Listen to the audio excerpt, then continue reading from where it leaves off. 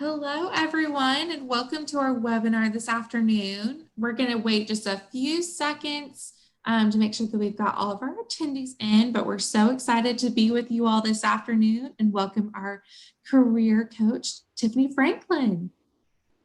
Hi, everybody. So glad to be here. Thank you for your time.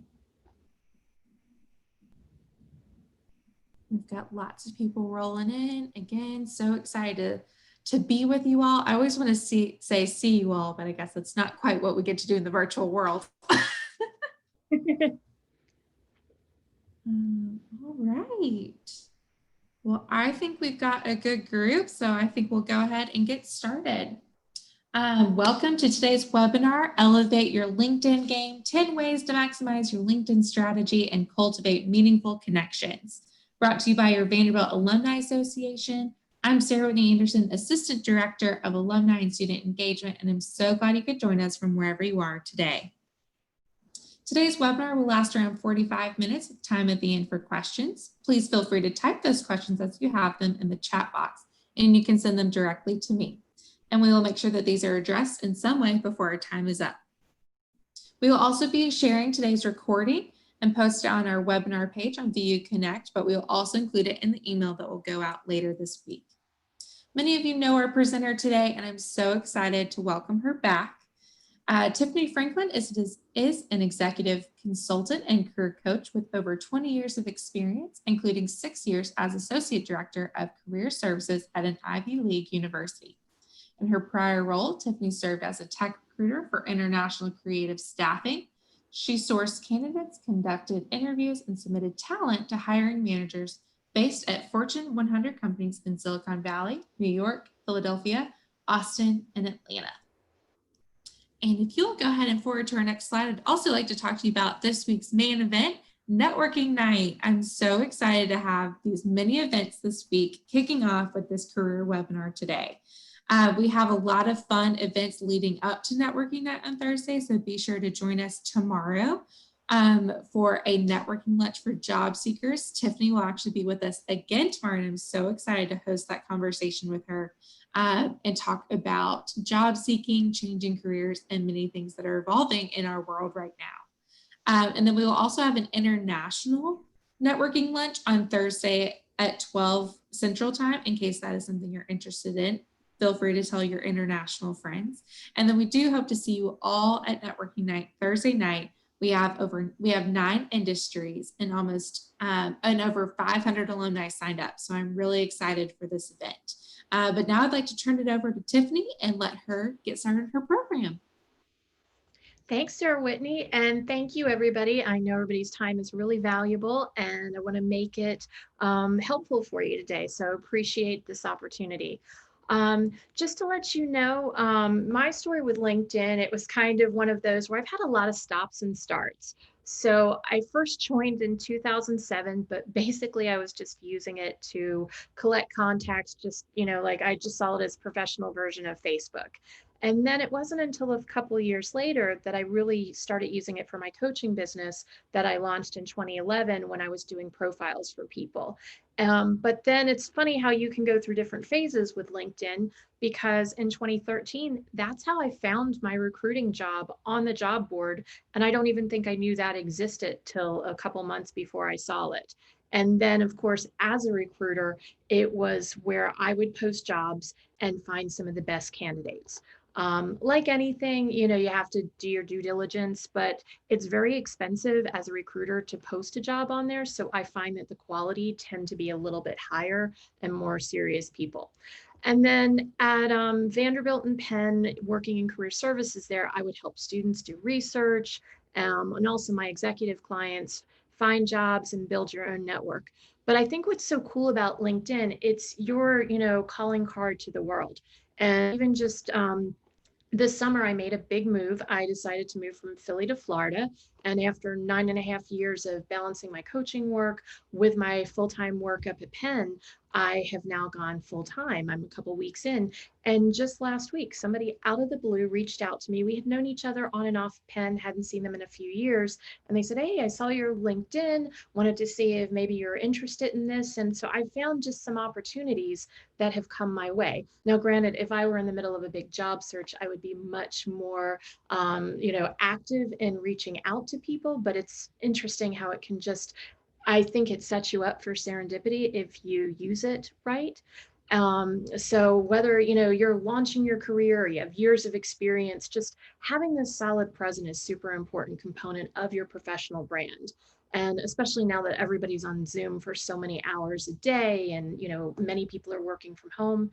So let's get started and see how to take this to the next level.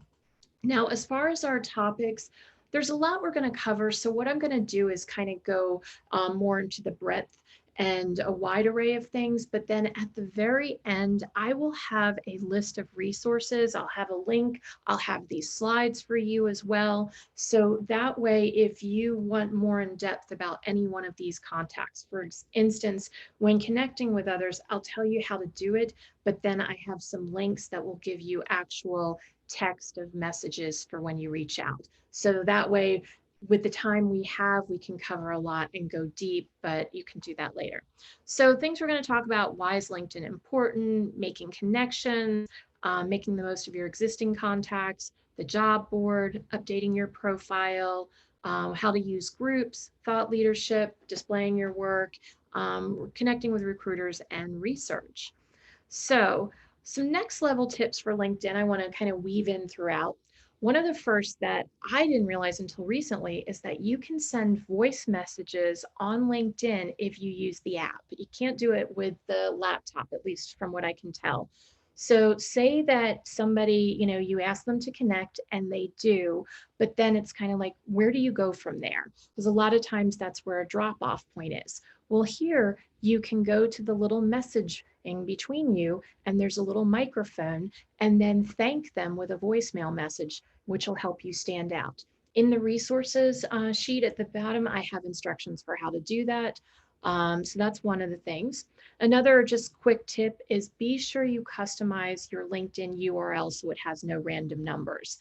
Again, you can just Google customize your LinkedIn URL, but that's a great way to show that you are really aware of your LinkedIn and your presence and your brand, even if it's just your name and maybe a couple meaningful numbers, because sometimes it's hard just to get your full name without it being already taken.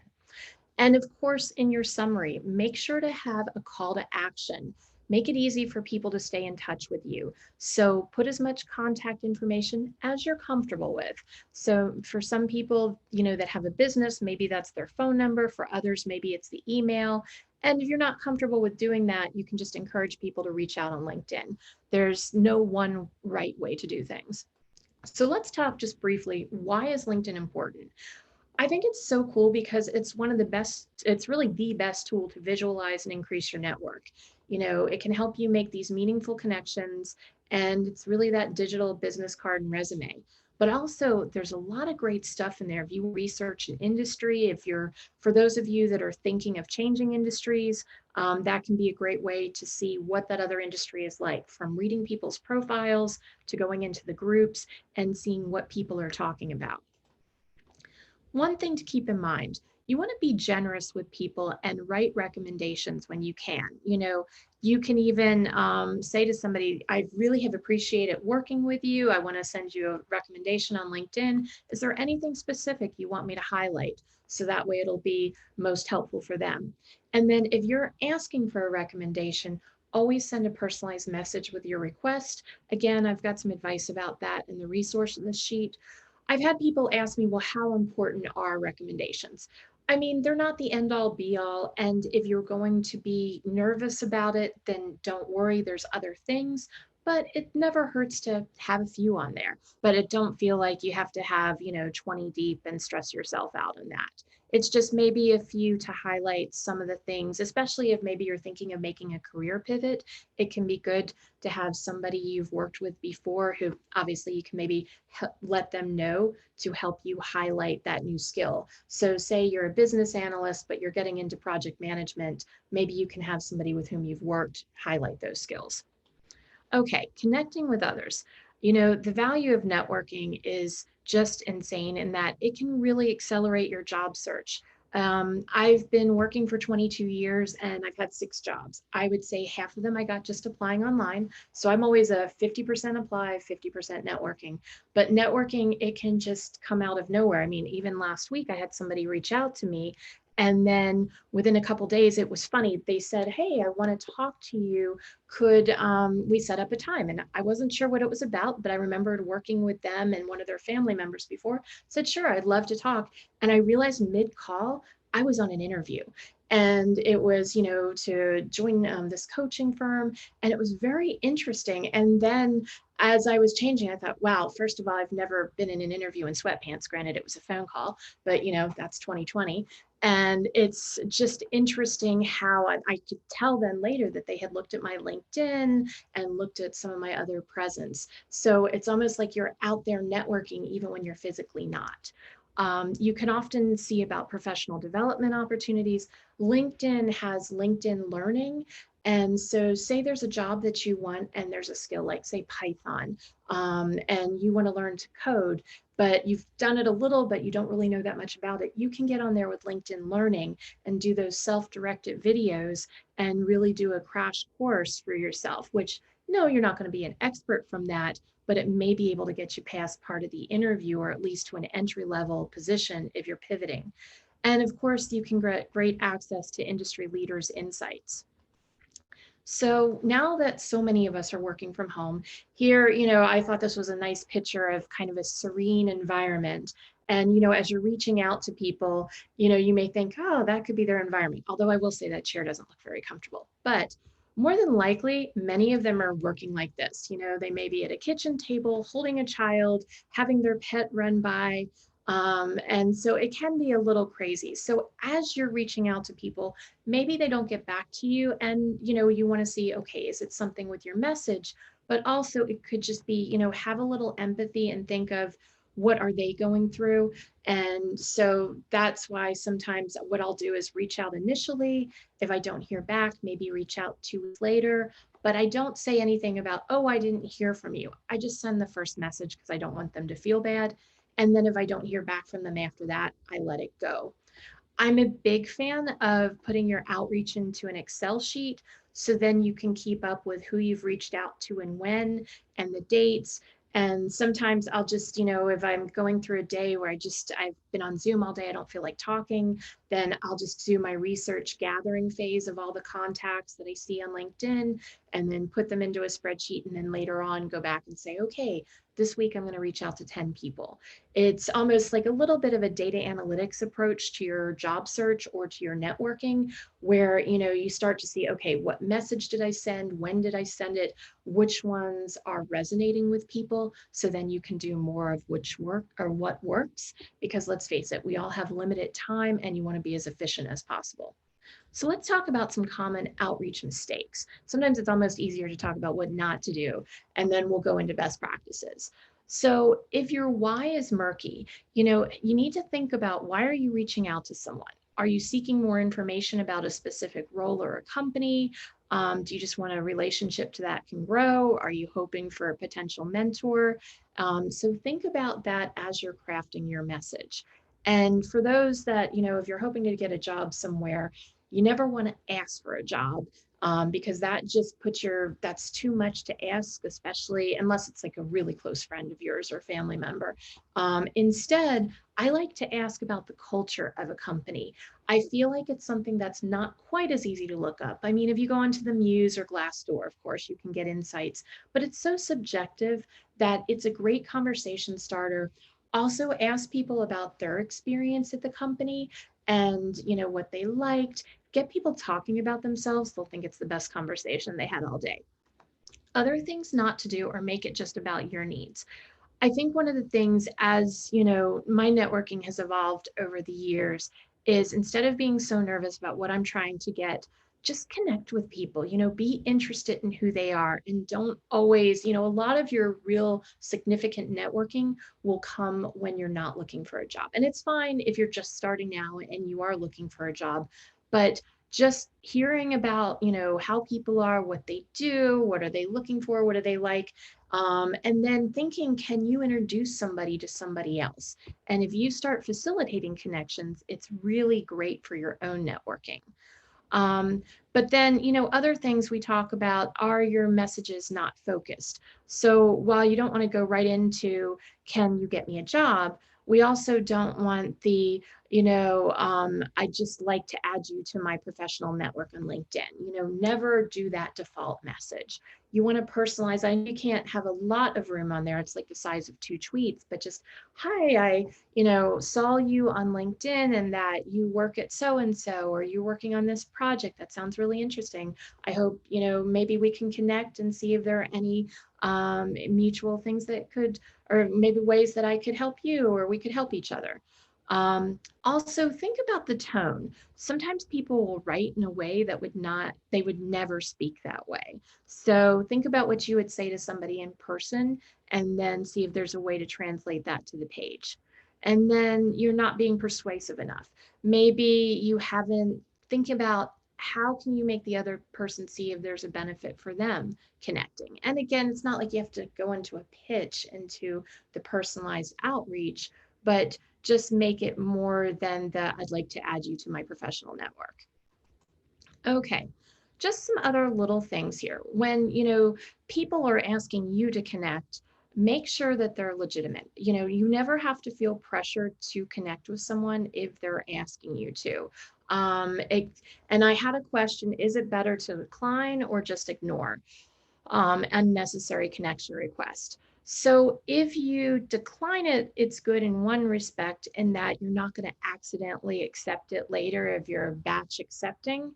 But if you decline it once, they may be able to ask you again. Now, if you're getting harassed, you could always block it and report it to LinkedIn. So usually I'll look if it's somebody I don't know, I just go ahead and decline. They don't get a decline notice. I check that just to be sure. So it's not like you're rejecting somebody on the spot. Because a lot of times there are people who they will accept you, but they just don't look at their LinkedIn all the time. So people don't know the difference between the two. Okay, so let's talk about outreach best practices. So, you want to have that reason for connecting. So maybe you wanted to ask them about a specific project, or again, we talked about the culture, or that somebody that they know, a mutual friend, suggest that you connect. You may have some things in common. If you're going to ask someone to connect, go through and look at their profile, see if there's anything. Maybe at Vanderbilt, they were in the same club or, some of the same things that you were. Maybe you're the same professional association. If you can turn a cold lead into a warm one through some shared connections, that can be great. Speaking of that, look at some of those secondary connections on LinkedIn. So it's who you know and who they know. Maybe somebody can facilitate an introduction. But I will say, I have about 1,700 contacts, and a lot of that's from my recruiting days. A lot of them I'm happy to make introductions, but I don't know who half those people really are. I was just accepting my personal philosophy, and everybody has a different one. Facebook, I only am friends with people who I'm friends in real life. LinkedIn, I'll connect with most anybody unless it seems scammy. So you just never know how people are with that. Um, the other thing is, if you're going to reach out to somebody on LinkedIn, make sure they're active. Not everybody is. So I'll go back and look at VU Connect and I'll look at LinkedIn, because sometimes people may be more active on LinkedIn, but you may get more information, including an email on VU Connect. So I really use those two together. And also follow up with a thank you. Even if you don't want to do that voice thank you trick, just tell them thank you for connecting. And again, if there's some reason that you can talk, or see if they'd be open maybe to 5 minutes. I like to specify just a quick call so people don't think you're going to take an hour of their time. Okay, So the other thing too is once you do get that connection, never spam them. Just keep it about building a relationship, not any sales. And I like to see who has viewed my profile, A, because I'm just nosy. And also, if you are not connected, see if it would be beneficial to send them an invitation because they already had you on the radar. Okay, next, let's talk about expanding your network of contacts. So LinkedIn, the link used to be super easy. It was just linkedin.com/alumni. And then I'll show you the page on the next screen. It'll take you to Vanderbilt and you can see the alumni. That's an old link, but it still works as a redirect. The other way to get there is just to hover over Vanderbilt on your LinkedIn and it'll take you to that page. So basically, you can see where Vanderbilt alumni are located, where they work, what they do. And so, a great way to reach out to people, especially ones you don't know, is to ask for an informational interview. But so, what an informational interview is, it's just an interview turned on its head. It's instead of you being interviewed for a job, you're asking somebody what a day in their life is like, what their career is, or their specific job is like, what it's like at that company. I don't use the term informational interview because most people don't know what that is. I just say, would you have 10 or 15 minutes to connect? If for an informational interview, you'll need more than five. I would say, I noticed that you have been working at Honeywell. I'm really interested in that. I've been doing this for 5 years and was thinking of pivoting, and I would just love to hear about your experience and any advice you may have. They may not, the worst they can do is say no or ignore you. But the thing is, you've got to expect people are busy, especially now. So if you want to talk to 2 alumni, you may have to reach out to 8. So don't take each one who doesn't get back to you as a rejection. But by the same token, you want to edit your message as you go along. So if you reach out to 8 people and no one gets back to you, then maybe that's a sign that you need to edit the tone of your message. So it's always, as I'm going, even maybe every day as I go along, there's little things that I'm trying to figure out, little life hacks to make it better. Another thing to do is connect with the president of your local VU Alumni Association. That could lead to introductions. I jokingly call those people, they're like train station hubs.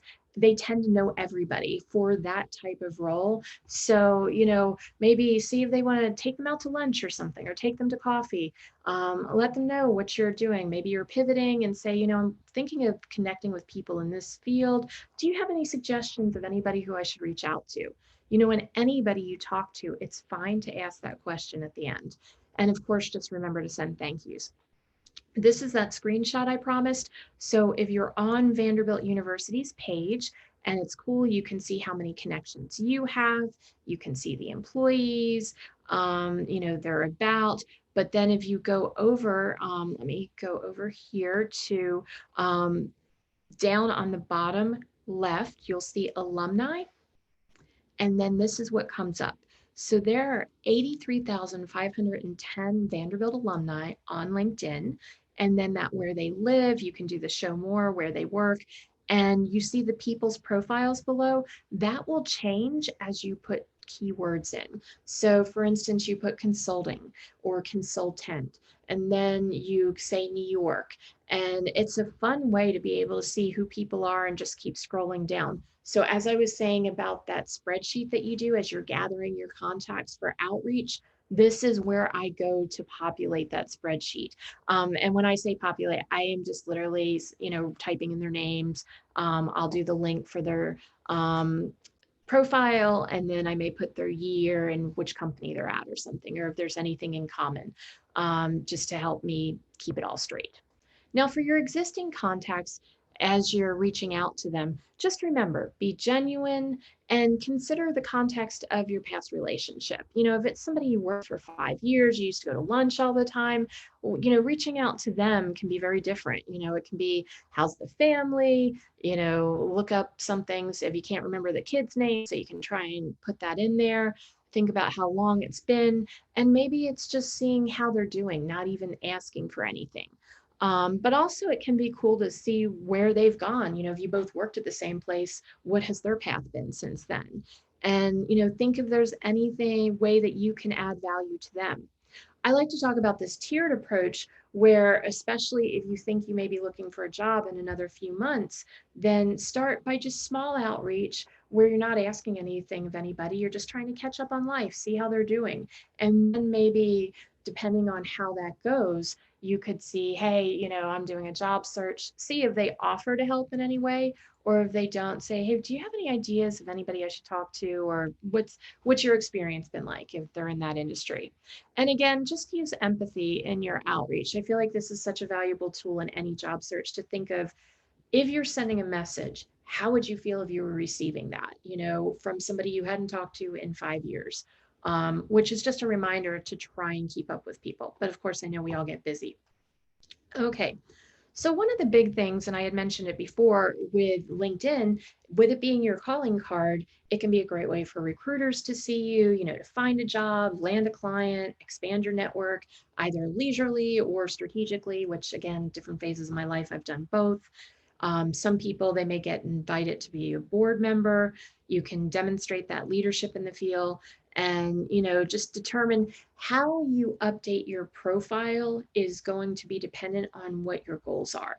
So if you're somebody who has your own business, what you put in that career summary could be very different because you're trying to advertise your company and your services versus if you're trying to show what your achievements were by getting a job and, at past jobs.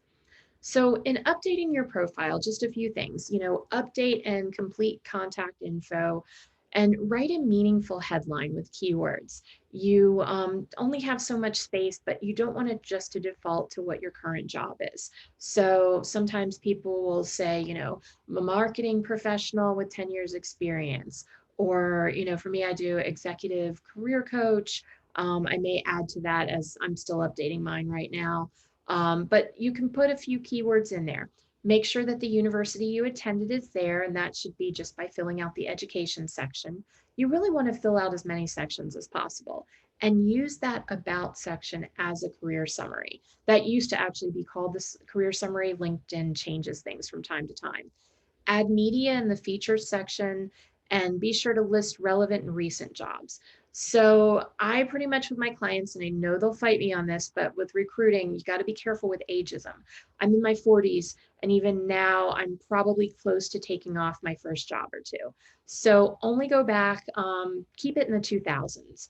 And what you can do, say there was something, if you've been out there for a while and you had something really cool in like 1989, but you don't want to put that on your LinkedIn, what I would do is highlight it in your about section, but just don't put the dates. So launch career as marketing manager at Ogilvy.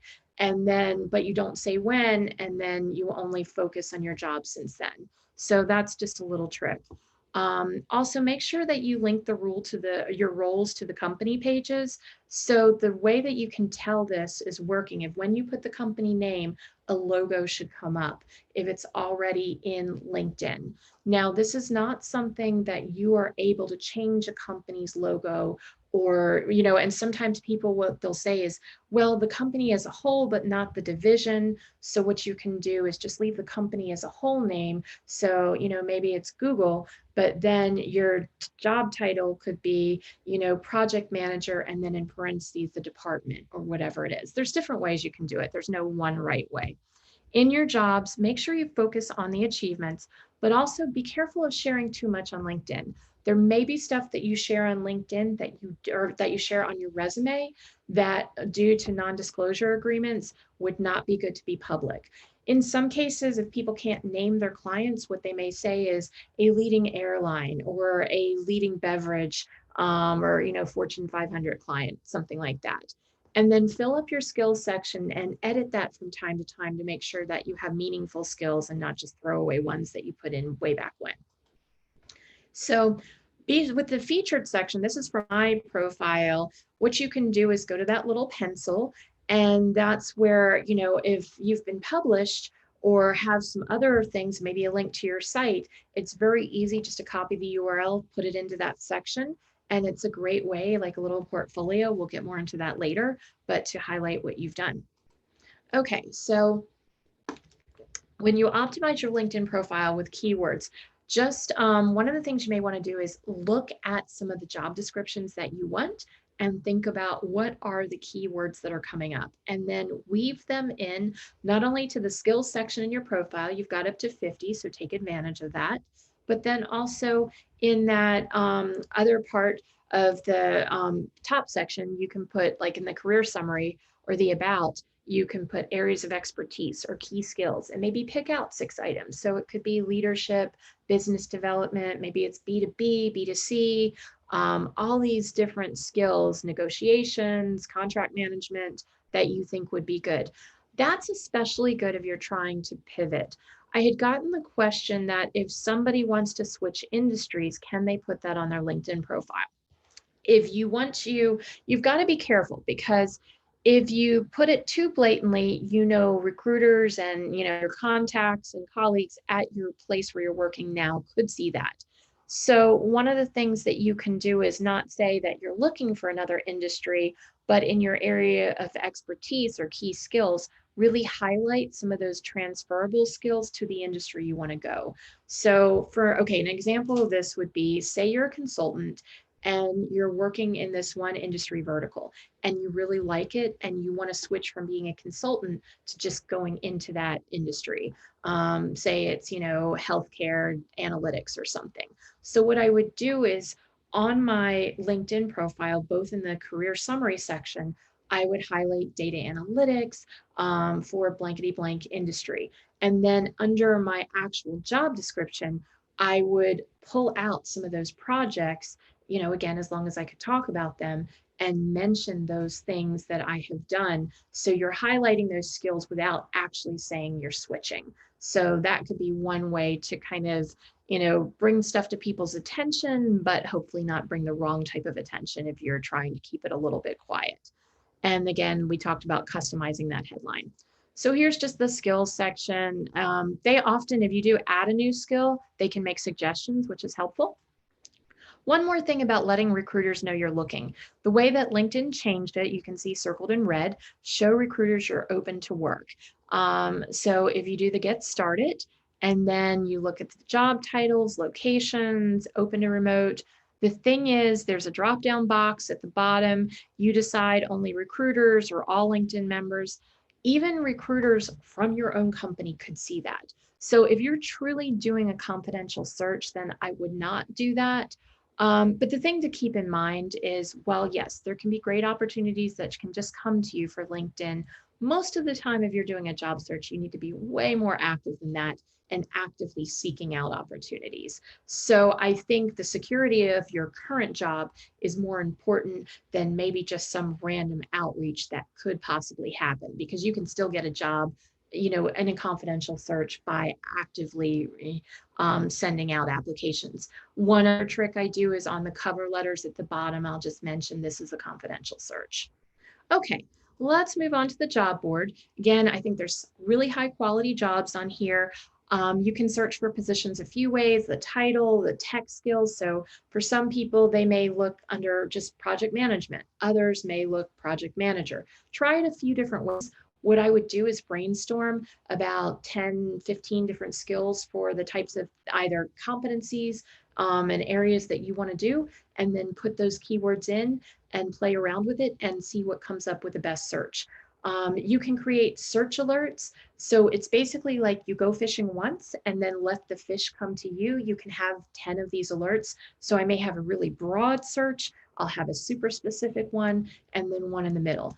I feel like good searches usually yield between 50 and 500 results, maybe even 1,000. I know that sounds like a lot, but you can really fly through those. And then once you find a job that you like, they may say, look at other jobs like this, and you can start to narrow it down, especially if you're in exploration mode. Again, this little red circle at the top is the jobs tab. There's the search for your next job. That's where you put in some keywords. And then once you do that initial keyword and location, then you can go into the experience level, whether you want remote, and then that bottom circle is where that job alert is, and you can edit those. One little tip: make sure you tell it just to give you an email once a week and not the notifications, because otherwise it may drive you crazy.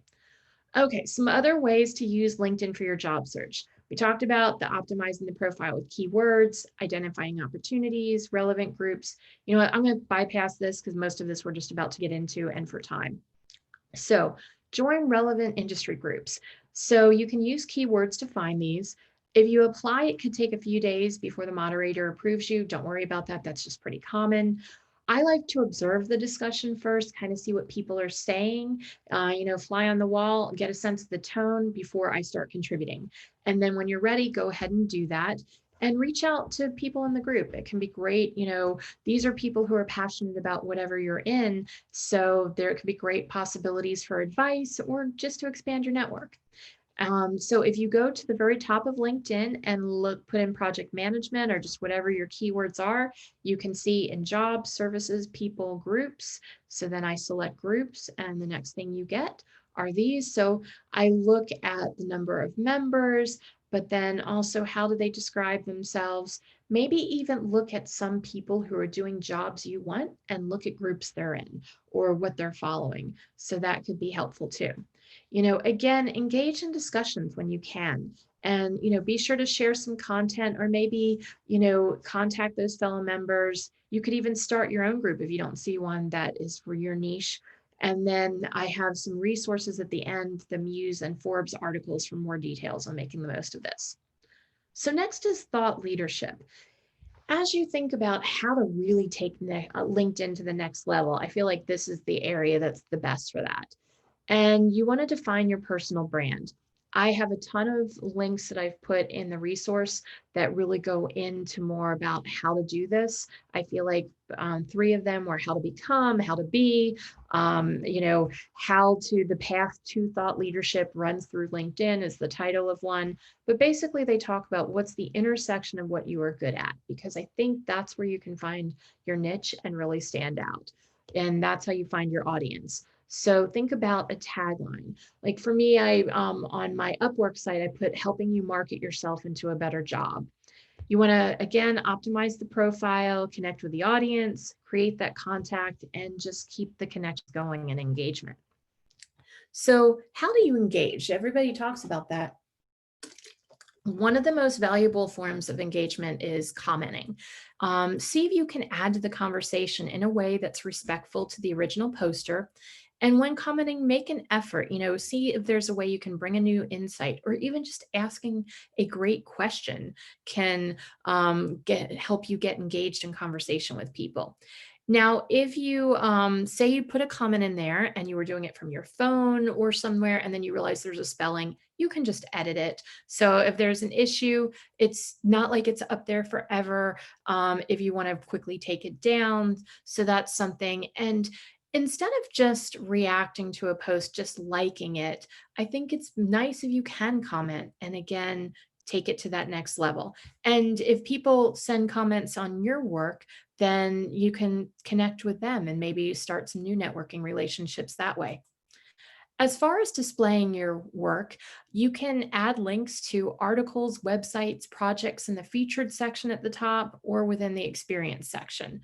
The biggest thing is show, don't tell. So I used to work with a lot of mechanical engineers and they had tons of projects. I would tell them, take pictures of that car as you're constructing it, or, the robot or whatever you're doing, and show me the process and then show me what your role was. So just be sure to break down. It's not always just about the end result.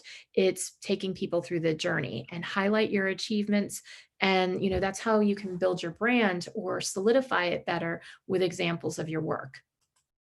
Okay, researching companies. This is a big one on LinkedIn. So you can find the company page, look for HR contacts. That's huge if you're looking for somebody to write a cover letter to and address that. I really try and avoid to whom it may concern or dear hiring manager. My trick is to go Google LinkedIn company name recruiter. I don't know why it does better, but it really does better if I do LinkedIn first, company name recruiter, or you could do hiring manager or HR director, and then look at all the people. And the question I always get is, what if it's the wrong person?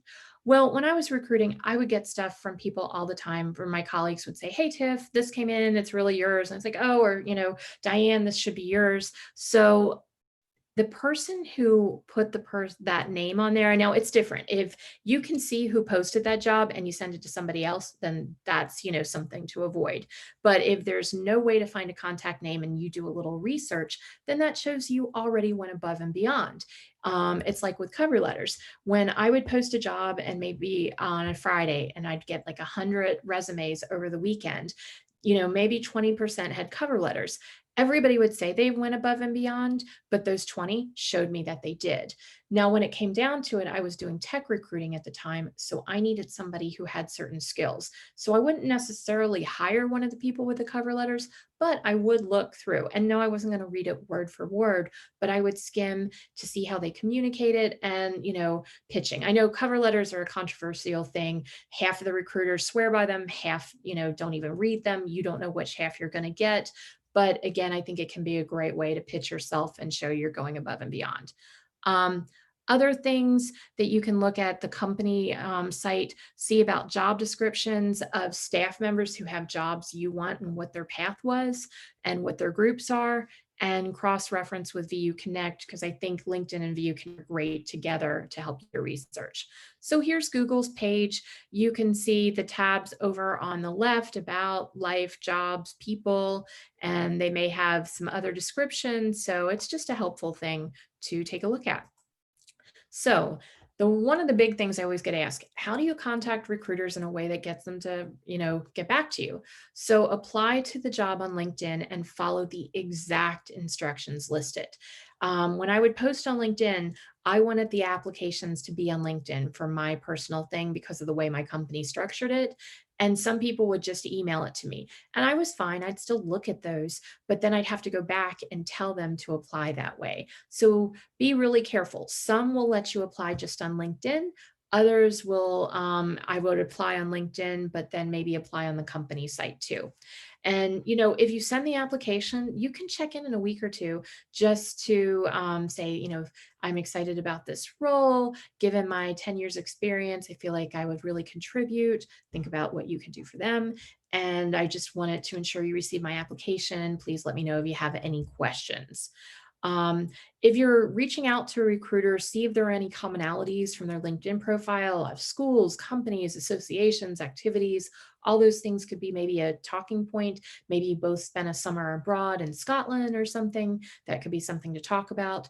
And again, be able to articulate what your value add is. That's, I think, one of the biggest mistakes that job seekers make. They make it about what they can gain. And you definitely want to think about that. I mean, why would you apply for a job if you're not?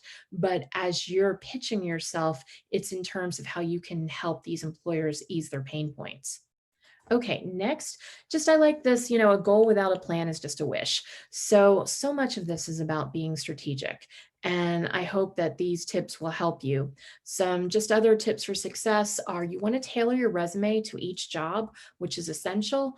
I will show you my website page at the very end, and then we can talk about how if you go on and sign up for my newsletter, which I don't send out messages very often, so don't worry, you won't get spammed. But one of the gifts that I have if you sign up for that is how to tailor your resume. There's this tool that called Job Scan that I think you'll really like, and I go through some of the tips for that. Remember to network in your job search and really utilize the Vanderbilt alumni base. I mean, besides having 4 years in Nashville and being on campus and, making some friends for life, you also are part of this greater community that transcends your 4 years there. And I think that's what's so cool, that I've heard people say that they were in Paris and they saw somebody with a Vanderbilt sweatshirt and they immediately went up to them. So you've just got this connection already. And so, like I said, use both VU Connect and LinkedIn for the research. Diversify your job search, mean apply from a bunch of different areas, network, don't just do one thing, and always send thank you notes. So one of my favorite quotes is the best way to predict the future is to create it, by Peter Drucker. So this is your networking efforts. I know can be tough when you've got a lot that you're balancing, but this can be a great way to try and create your future. So for those of you that may need some more help with some of this, here are my coaching services. So everything from resume overhauls, cover letters, mock interviews, strategy sessions, salary negotiation, LinkedIn profiles, and more. Last week I was helping somebody who is 88, who's still going for board membership, which was really cool. And of course, I've spent years helping college students and everybody in between. I've been, working with a bunch of industries. Feel free, all of you, to connect with me on LinkedIn. You can visit my website, TJF Career Coach. And I'm really excited to let you guys know that I'm going to be launching a podcast on January 11th called Job Search Strategies with TJF Career Coach. I should have about 3 episodes at that point. And I'm going to interview guests, hear their career stories, but also make sure that every episode focuses on some tangible tips and takeaways for you. So there's the link to the slides. I did a bit.ly link. So if it's the bit.ly TJF LinkedIn webinar, and then the resources page I was telling you, LinkedIn Elevate Your Game, I take it by each area from outreach to portfolios, thought leadership, and I send you a bunch of links from articles that I found that were really helpful. There was one that even had 77 tips for LinkedIn. So that was one of the first. And then if you, like I said, if you join the newsletter, you'll get that Accelerate Your Job Search. So thank you so much for your time. I'm excited to hear any of your questions. Okay, did any of y'all just write down all those tips and then just decide, I'm going to pull up my LinkedIn and just go ahead and start working on it? Because I may or may not have done that. Yes, would love for you all to start sending your questions. We already have a few submitted, so wonderful that. And I also just wanted to say that I will include these 2 links in our follow-up email so that you will have access to them. So well, thank you again, Tiffany, for all of that information. I absolutely loved it and did not realize how much work my LinkedIn needed, but that was a good wake-up call and will be a very fun project to do over the holidays. But we already have a couple of questions, so we'll go ahead and dive in. The first one is, how do you feel about the open to work profile picture frame if you choose to let everyone know that you've selected that? Yeah, I think that's fine. Again, just, that it puts you out there, so that's great. So it can create more opportunities. I don't think it's, perceived as a weakness in any way. Just, again, if you're in any industry or working for an employer that you don't want them to know that you're looking, that's really putting yourself out there. So that's the only reason that I wouldn't do that. But you're making life easier on the recruiters, because I know that was something that was hard when I was recruiting. If I was reaching out to people, I didn't want to be spamming them. So we recruiters, we used to worry about that too. So it's a good idea. Other questions? Wonderful. Yes, the next question is, what do you suggest as far as a profile picture? Should it be just the neck up, and does it have to be with a professional background, or could it be outside? It can be outside, but make sure, it doesn't look like it's something for an outdoor catalog, like, you're with your kayak or something, but it can be if there's some nice trees. I know if you think about at Vanderbilt, with such a pretty campus, there could be some nice shots along there. Most of the time I do it from like mid chest up or shoulders up, because sometimes it can feel like a floating head if you just do from the neck up, but yet I feel like you've seen too far away if you do a full body shot. So that's why I make it like, from shoulders or just below. It doesn't have to be a professional shot, but it sure is nice. And I will be the first to confess, I have had my picture on there way too long. I was actually planning to get a professional photographer this summer, but with COVID, I have been coloring my own hair and nobody wants to immortalize that. So anyway, I'll just go with the old one a little bit longer, but yeah, that's something on my to-do list too. Great. Another question was going back to talking, to doing informational interviews. Sure. What obviously it's probably easier to reach out to our alumni database, but what if that is not an option? So how can you make a connection with someone that may need their job or even company they're interested in? How can you familiarize that conversation so that it seems easier and more conversational? I would do that with a little research beforehand. So first I would go on to that, linkedin.com alumni for Vanderbilt, or just go to the Vandy page and look at alumni on there. Put the company name, put the location you want to be in, or put that job title. And so find a couple people at that company, or if there's, and maybe if it's a smaller company, maybe there's just one Vanderbilt person who's like in accounting and you want to be in tech, but still it could be that Vanderbilt person. So as you find out which people you want to reach out to, then see if there's a way that you could go through and find common people. So if you look on their profile and then see, are they maybe a second level connection of yours? Is there somebody? And then LinkedIn will show you if any of your contacts is friends with that person. If so, I'd reach out to your contact, see if they could make a soft level, an introduction, so it's a warm contact. If there's just nobody then you can just reach out cold and just say, hi, it's always great to connect with another Vanderbilt person. I see you work at XYZ company. I'm considering making a pivot in my career or next step, and that was on my radar. Would you have 5 minutes to talk? I just love to hear about your experience. So that's how I would go. And if you're in the same city, I mean, obviously not during 2020, so it's probably, would you want to Zoom? But once we get past all this stuff, then maybe see, hey, could I, take you to coffee sometime? Or, maybe just the phone's the easiest. It's put, whatever's easiest for your schedule. Follow-up question to that is, if you've already sent one message, how many follow-ups do you get, and what timeline should go in between the messages? I would wait about a month and send one more and then let it go after that. Sounds good. And the next question, how do you handle gaps in your work history on LinkedIn due to taking time away for your career to raise your children? Sure. So, what I would focus on, if you did any volunteer work during that time, like at your kid's school or your church or other ways, you can put that on as experience. Experience on LinkedIn doesn't always need to be paid. So, we always talk about transferable skills. So, when I work with my clients in that, we go through and really focus on the volunteer experience and focus on other things. And if you haven't had any of that to date, then maybe see if you can get involved now. Sometimes you can do stuff through like Chamber of Commerce. You can even get, see if there's ways with Vanderbilt to help be a volunteer with something and get engaged again.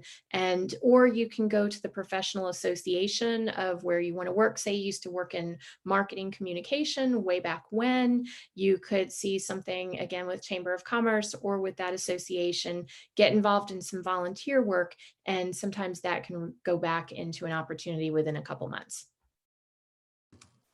All right, and we actually have a few more questions, so we're going to try to get them in before our hour's up. Okay. The next question is, oh, sorry, my thing went away. How do recruiters use LinkedIn to proactively find potential job candidates? Sure. So the biggest way I did was I would just post a job. The way that they had it now, I was a contingency recruiter, meaning I was one of many firms that Comcast was my client in Philadelphia, and I had a bunch of contract workers there. And so I would fill, and they were high level, very high talent for engagements, because sometimes people just want to be on projects. So these were like creative directors, information architects. They would get hired for maybe a year and then they would maybe go perm. So when I was looking for people in LinkedIn, I would post the job, and that's where I'd get, it was best when I get candidates that way because I get to see their resume, their cover letter, everything. But I would sometimes go fishing. It was a little hard. So what I would do in the recruiter view is, say project manager, Philadelphia, because that's where I was recruiting at the time. Or if I was doing something in Austin, Texas or California, and I would see people that came up. Also, I would look to professional associations because sometimes, especially in my line, all of us recruiters were competing with each other. As hard as it is being a job or looking for a job, Honestly, it's not easy being a recruiter either, because there are only so many people. And a lot of times that's why I always tell people, don't worry when you see 200 people have applied to something. Probably 160 of those people are not anywhere qualified for it. And then the other 40, maybe a little bit more, but maybe they're not tailoring their resume with keywords. Maybe they're not doing the right things. So you can really increase your odds by that. So my advice is to basically get involved with some of the associations, because that's how people get to know you. Like there was one called Technically Philly. So I would go to some of those happy hours. And again, they can be Zoom hours, in this world. And you start talking to people. Sometimes I have found the most effective networking is when I stop thinking I'm networking and just go, I'm going to meet some people tonight. And what happens, happens. And I'll still be goal oriented in my research and maybe my follow up, but the actual interaction itself, I'll be prepared for, but I also will be prepared for the unexpected. Because sometimes if I try and let go a little bit, that's when things that are great have happened with me in networking. All right. And our final question is, how important are recommendations for your profile? I think they're pretty important. I mean, they are not an absolute must, and it's fine without them. But if you have a client who's given you kudos, or if you just got a great evaluation, or whenever you have wins, then, and you've got some positive energy going, see if that person would be willing to. But also don't take it as a personal affront if they don't, because one of my friends one time, she said, I just did a recommendation. They asked me 5 years ago. She was like, oh, I'm a horrible person. And we laughed and we're like, no, you're not. It's just things are crazy. So if you're going to ask somebody for a recommendation, see if just do the soft ask, see if they're open to it. And then B, you can maybe highlight, I'm trying to show that my project management work or my data analytics work. And, since I did some of this for you, if you ever have time, that would be great. And do one for them back. Yes. Yes. That is so good. Well, we've already gotten so many thank yous, Tiffany, in our chat box that this was so helpful. And I totally agree. Again, I have several. Maybe y'all should not go look at my link because I've got some homework to do on my own, but something exciting to look forward to. I am dropping a feedback request right now in the chat box. So we would love to hear about today's webinar and just what your thoughts, so that we can continue to make them great and meet your needs in the future. Tiffany, again, thank you so much for sharing this great insight into this platform that has really changed the job searching game. Thank you to our attendees for joining us this afternoon, and we hope to see you this Thursday at networking night. Please take these tips and tricks into Thursday, since this is a great opportunity to network. I know we will miss being in person altogether, but I'm excited to see what conversations will be shared on Thursday night within your own industry. And please make sure to ask your own questions. That is really what this night is all about. Again, I will follow up this week with an email with the archived link of this webinar, as well as those links that Tiffany has shared with us with her resources, and any other information that we need to include. Thank you so much. Thank you so much for the time, and I appreciate everybody being here. Yes, I hope everyone has a wonderful afternoon, and we hope to see you the rest of the week. Bye, everyone. Great. Bye, guys. Take care.